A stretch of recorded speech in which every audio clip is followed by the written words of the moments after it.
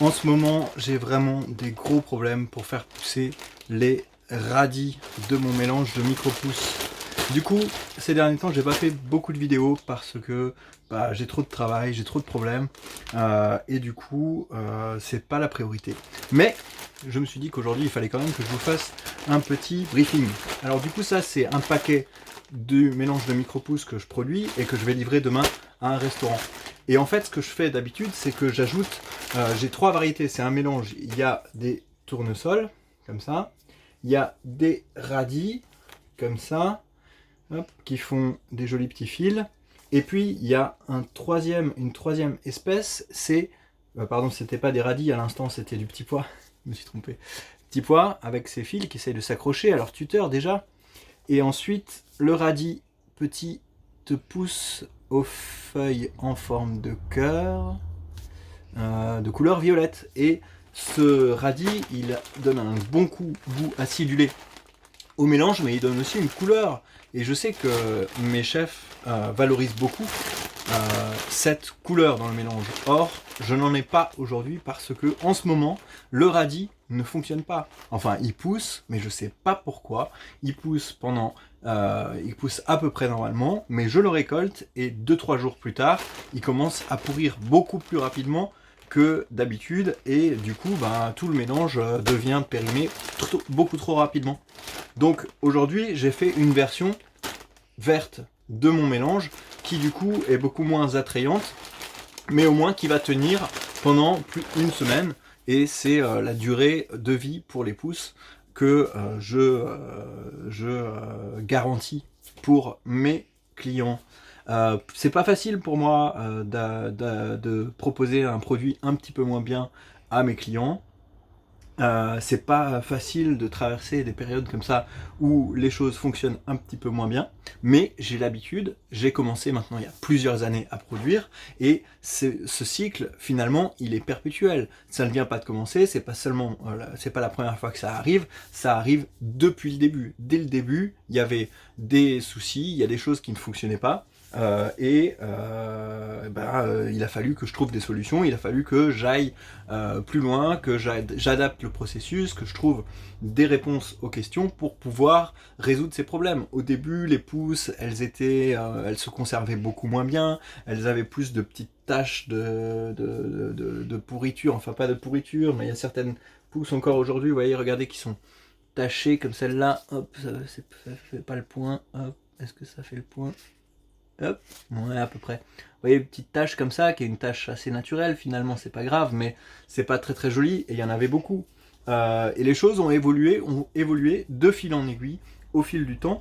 Aujourd'hui, c'est plus problématique parce que j'ai beaucoup de clients, j'ai un rythme très soutenu de 20 kg, 30 kg de production 2 fois par semaine pendant toute l'année, et du coup en ce moment j'arrive pas à produire assez pour la demande de mes clients. Seulement quand il y a une baisse de qualité, du coup ça s'en ressent, ça fait beaucoup plus de problèmes, c'est beaucoup plus compliqué que il y a 4 ans quand j'avais quelques clients et que je leur livrais 5, 6, 7 kilos par vente. Il y avait moins d'enjeux en fait. Aujourd'hui il y a beaucoup d'enjeux. Alors, c'est pas agréable, c'est même très désagréable. Je me sens très mal parce que je livre beaucoup de pousses et les gens les aiment, mes clients les aiment, les utilisent avec plaisir, mais là, je sens que ils sont un peu gênés parce que ils osent pas me le dire, mais les pousses, elles sont pas aussi bien que d'habitude.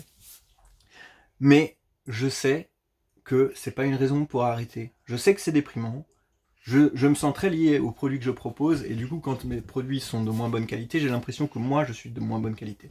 Mais ce qui compte, c'est de continuer, c'est d'aller de l'avant, c'est de pas s'arrêter quand il y a quelque chose qui fonctionne un petit peu moins bien.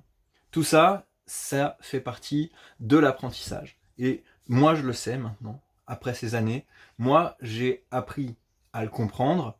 Je sais que on n'apprend pas en il n'y a pas une courbe d'apprentissage qui est linéaire, qui nous permet d'apprendre petit à petit. Cette courbe, oui, enfin, elle existe, mais en même temps, sur cette courbe, il y a aussi des grands hauts et des grands bas. Il faut que ça redescende.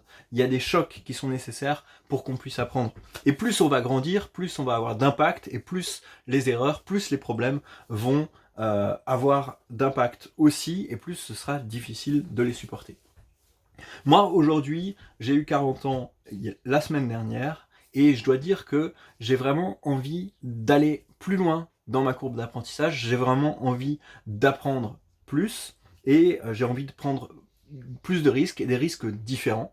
Et du coup, ces problèmes de production, et la production en général, j'espère que je pourrai bientôt la confier à quelqu'un qui fera ce travail pour moi, au moins en partie.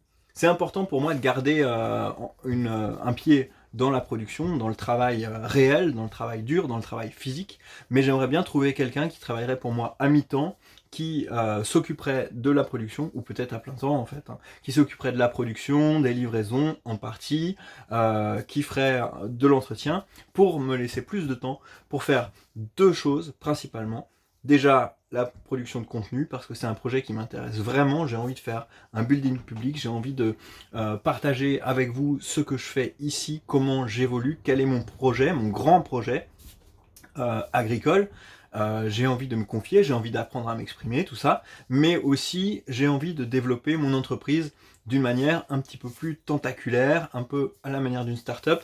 Donc c'est un appel, je cherche quelqu'un pour m'aider, pour s'associer avec moi, pour reproduire le modèle que j'ai reproduit ici. J'ai un excellent chiffre d'affaires, j'ai un excellent rendement, j'ai un excellent système de vente, je peux former des gens pour créer une infrastructure, je peux leur transmettre un système de vente pour qu'ils puissent générer un revenu intéressant et un revenu pour l'entreprise qui mériterait l'investissement, qui rembourserait très rapidement un investissement qui serait assez léger. Je sais maintenant quelles sont les choses importantes, quelles sont les choses moins importantes. J'ai fait les erreurs que j'avais à faire.